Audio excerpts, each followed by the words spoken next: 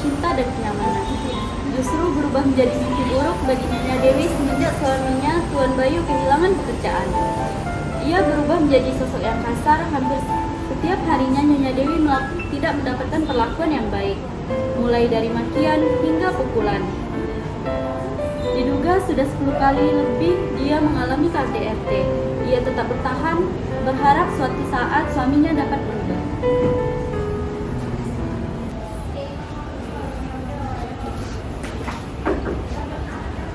Pulang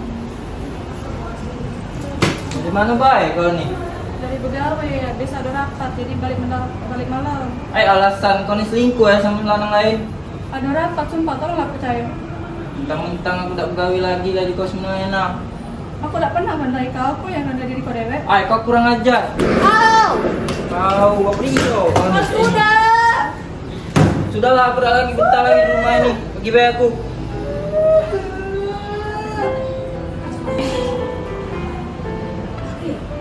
Halo, Ma. Halo nak, ngapo nak? Ayo mukulin lagi, Ma, sini. Oh ngapo lagi Bayu tuh? Dia mama telepon ayu kau dulu ya, dia mama nyusul ya. Ma, cepet, Ma. Halo yuk. Halo bu, tolong dulu adik kau tuh nah dibawa lagi nah. Coba kesana dulu, dia mama nyusul ya. Oh ma, iya, aku kesana sekarang. Assalamualaikum, Dewi. Ya Allah Dewi, kok bisa kayak gini Dewi? Rumah sakit.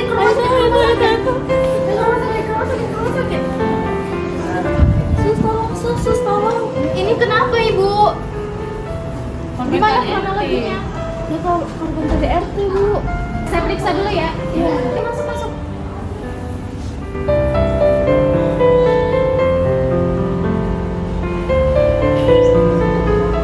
Gimana kronologinya bu? Ini tadi habis KDRT sama suaminya sampai kayak gini. Ibu siapanya? Saya Ayunya. Nanti ibunya datang ke sini. Saya periksa dulu ya bu ya. Ibu ini ada memar di wajahnya bu ya. Terus ini nadinya juga meningkat. Pernapasannya juga cepat. Saya obati dulu ya bu ya. Nanti saya panggil dokternya. Yesus.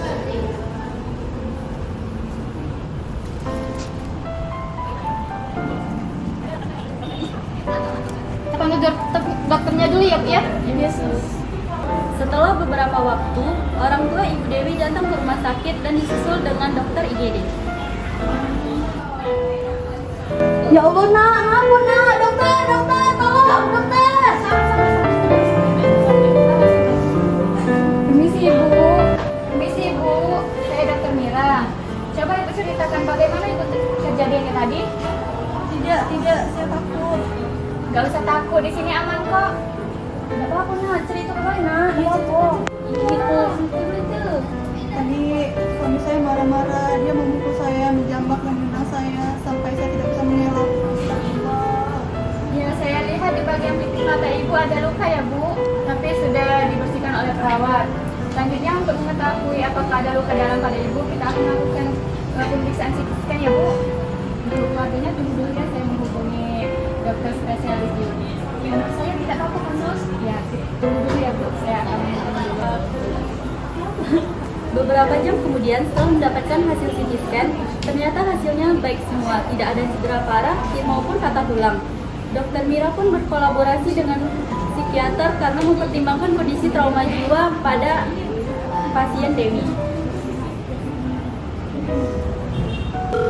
Halo dok. Ya dok, ini sekarang di IGD ada pasien KDRT. Oh iya, halo. Oh, ada pasien korban KDRT ya di IGD ya? Untuk keadaannya sekarang itu ada luka di bagian pelipis matanya, tapi sudah dibersihkan oleh perawat. Dan dari tanda-tandanya itu saya melihat pasien ini kayaknya isolasi sosial. Soalnya pasien ini selalu menunduk dan saat saya ajak bicara pasien ini tidak mau kotak mata dok. Oh, pasien ini isolasi sosial. Oke, saya kesana sekarang ya.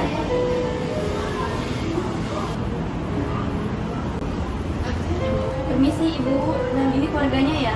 Saya Resia, saya psikiatri di sini. Saya sudah mendengar sedikit kronologi dan cerita mengenai Ibu Dea, mengenai kejadian yang dialami Ibu Dea. Saya mengerti situasi yang dialami saat ini tidaklah mudah, memang berat ya. ibu dan keluarga ibu juga.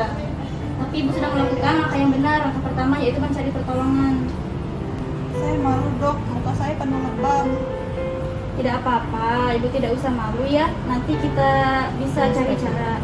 Ibu dan keluarganya apakah bersedia? Saya ada saran untuk mengikuti terapi pemulihan trauma. Dari terapi ini, ibu bisa menjadi lebih tenang dan lebih kuat menghadapi masalahnya. Bagaimana ibu dan keluarganya? Apakah setuju melakukan terapi? Ibunya bagaimana bu? Apakah setuju ya? Oke baik, kalau begitu nanti akan diarahkan kembali sama perawatnya ya untuk terapinya ya. Kalau begitu saya permisi ya. Makasih dok. Tak lama kemudian datanglah kedua perawat untuk melakukan terapi pada korban, yaitu terapi trauma healing. Permisi bu.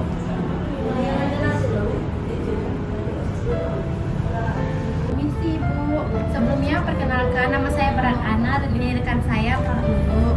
Ibu kalau boleh tahu namanya siapa dan teman panggil apa?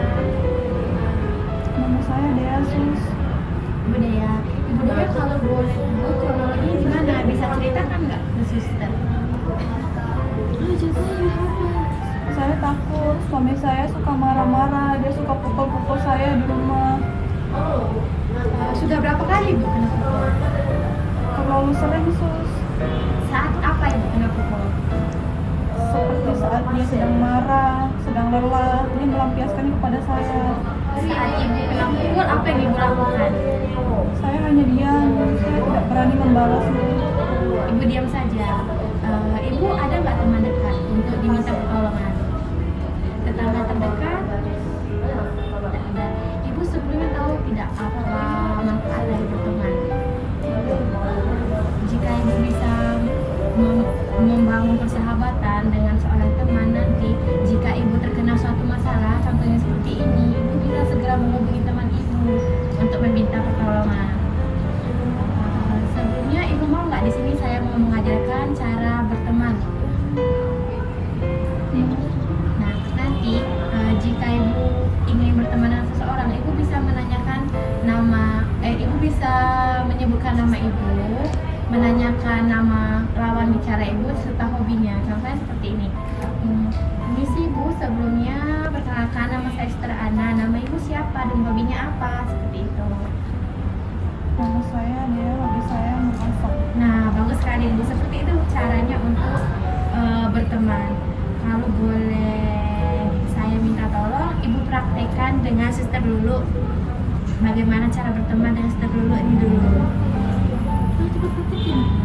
Gak apa-apa Ibu, gak usah takut. Di sini kita aman. Suster, saya Dea. Suster namanya siapa? Halo Ibu Dea, saya Suster Lulu.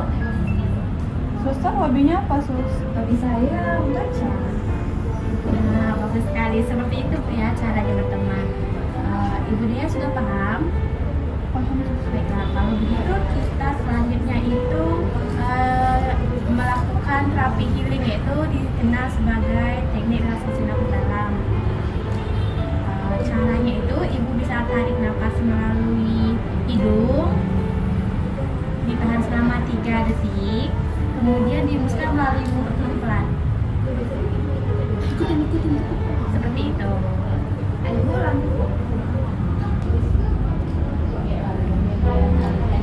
Hembuskan. Sekali lagi Bu, tarik nafas. Tahan. Hembuskan. Ya, bagus sekali Bu, seperti itu ya. Bagaimana Ibu sudah paham? Paham sus. Setelah kita melakukan praktek tadi dan mengetahui caranya berteman, perasaan Ibu gimana? Saya merasa lebih nyaman sus. Lebih nyaman ya, alhamdulillah. Baiklah, selanjutnya itu untuk keluarga Ibu Dewi. Ada keluarga yang lain Ibu? Ada siapa dulu? Ya, baik.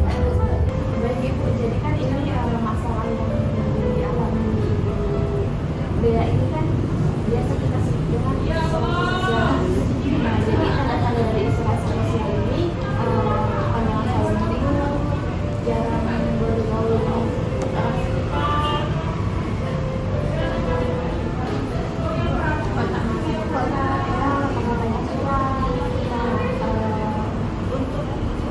Untuk